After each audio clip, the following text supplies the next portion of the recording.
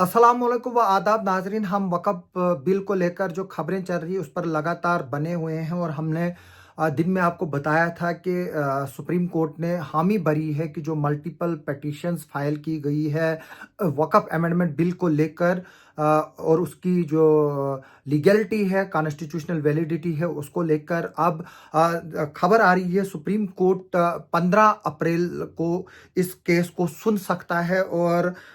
इस मर जो है वो सेंटर ने कैविट भी जो है वो फाइल की है और मल्टीपल पिटीशंस जो है वो इस कानून के खिलाफ सुप्रीम कोर्ट ऑफ इंडिया में फाइल की गई है, जिसमें एमपीज हैं जो मजहबी जो है वो ऑर्गेनाइजेशनें हैं, और उन्होंने इस लॉ को चैलेंज करके जो है ये बताया है, ग्राउंड लिया है कि ये डिस्क्रिमिनेटरी है और मज़हब में मदाखलत जो है वो इससे डायरेक्ट हो रही है। और मैं बता दूं, इंडियन एक्सप्रेस के हवाले से खबर है कि जो सुप्रीम कोर्ट है वो जो पिटीशंस चैलेंज की गई है उनके regarding amendment of Waqf law को 15 अप्रैल 2025 को जो है वो सुन सकता है। और ये जो डेट है वो जो सुप्रीम कोर्ट की जो रोस्टर ऑटोमेटिकली जनरेट होता है उसमें कंप्यूटराइज लिस्टिंग सिस्टम में इसकी डेट जो है वो 15 अप्रैल को हुई है। और अब ये देखना होगा कि सुप्रीम कोर्ट का रोस्टर जब निकलता है तो क्या इस पिटीशंस जो मल्टीपल जो बंच ऑफ पिटीशंस है उसको सुप्रीम कोर्ट 15 तारीख को ही सुनेगा, या उसमें जो है वो अलग डेट दी जाएगी और जो काज लिस्ट अब जब आएगी वो फाइनल हो जाएगा। लेकिन अभी की जो कंप्यूटराइज लिस्ट है उसमें 15 अप्रैल जो है वो डेट आई है। जो पिटीशन चैलेंजेस की है वक़्फ़ अमेंडमेंट बिल को, उसको जो है वो सुना जाएगा। उसमें सेंटर ने, जैसे कि मैंने बताया, कि कैविट भी फाइल की है और सेंटर ने इसमें रिक्वेस्ट की है जो कोर्ट है कि कोई भी फैसला सुनाने से पहले जो है वो उनको भी सुना जाए। और मैं बता दूं कि सोमवार को जो चीफ जस्टिस है संजीव खन्ना साहब, उन्होंने ये बताया था कि वो इस पिटीशन को सुनेंगे और हामी जो है वो भरी थी। मैं बता दूं कि जो चीफ जस्टिस ऑफ इंडिया की नोटिस में सीनियर एडवोकेट कपिल सिब्बल, जैसे कि मैंने पहले ही बताया था कि कपिल सिब्बल इस केस को रिप्रेजेंट कर सकते थे, और अब ये बात सामने आ गई है कि कपिल सिब्बल ने जो है वो चीफ जस्टिस ऑफ इंडिया जो संजीव खन्ना साहब है उनके सामने जो है वो ये मुद्दा रखा। और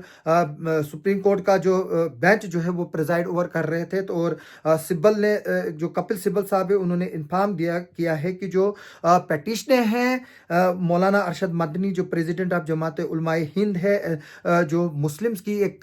क्लिरिक्स की बॉडी है, और इसके अलावा प्रोमिनेंट जो पॉलिटिशियंस हैं उन्होंने भी जो है वो सुप्रीम कोर्ट में इस कानून को लेकर जो है वो पिटीशंस फाइल की है। हालांकि इसमें जो है वो प्रेसिडेंट की जो है वो एसेट जो है वो मिल चुकी है 5 अप्रैल को, और अब इस पे कुछ देर पहले ये भी खबरें आ रही है कि इसकी नोटिफिकेशन भी जो है वो शायद इशू हो गई है। और इस पिटीशन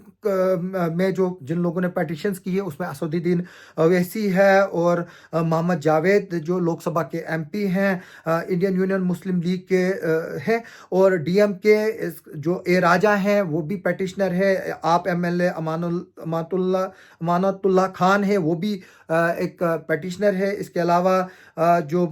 मुस्लिम क्लर्क्स की बॉडी है समस्ता केरला जमात उल उलमा, इसके अलावा all India Muslim personal law board है, और NGOs association for protection of civil rights भी इसमें शामिल है। जो पिटिशनर्स हैं और जो पिटिशंस हैं उन्होंने चैलेंज किया है इस पिटिशन को ये कहकर कि ये रिलीजियस के खिलाफ है, शरीयत एक्ट को वायलेट करता है और मुस्लिम कम्युनिटी को जो है उसके हक से जो है वो महरूम करता है, और जो मुस्लिम्स के अपने इंस्टीट्यूशन है उसकी इंटीग्रिटी को ये डाउनग्रेड करते हैं। मैं बता दूं कि जैसे कि मैंने पहले ही बताया कि इस बिल को लोकसभा में और राज्यसभा दोनों में पास किया गया था। उसके बाद इसको प्रेसिडेंट ऑफ इंडिया ने भी जो है वो एसेंट दे दी थी। इसमें राज्यसभा में 128 मेंबर्स ने इसके हक में वोट डाला था, जबकि 95 ने अपोज किया था, जबकि लोकसभा में इसको 228 वोट मिले थे और 232 वोट इसके अगेंस्ट में मिले थे। अभी यही खबर है कि सुप्रीम कोर्ट में वक़्फ़ अमेंडमेंट बिल को लेकर सुनवाई 15 अप्रैल को हो सकती है क्योंकि जो कंप्यूटराइज्ड लिस्टिंग जो है लिस्टिंग है वो उसके मुताबिक जो है ये केस 15 तारीख को सुना जाएगा, लेकिन आखिरी फैसला जो है वो चीफ जस्टिस लेगा और ये देखना होगा कि क्या रोस्टर जब पब्लिश होगा तो उसमें ये केस का जिक्र होगा कि नहीं होगा, वो हमें पता चल जाएगा कुछ दिनों में। आप हमारे साथ बने रहें, हम इस खबर पर बने हैं। आप सबका सुनने के लिए और देखने के लिए बहुत बहुत शुक्रिया।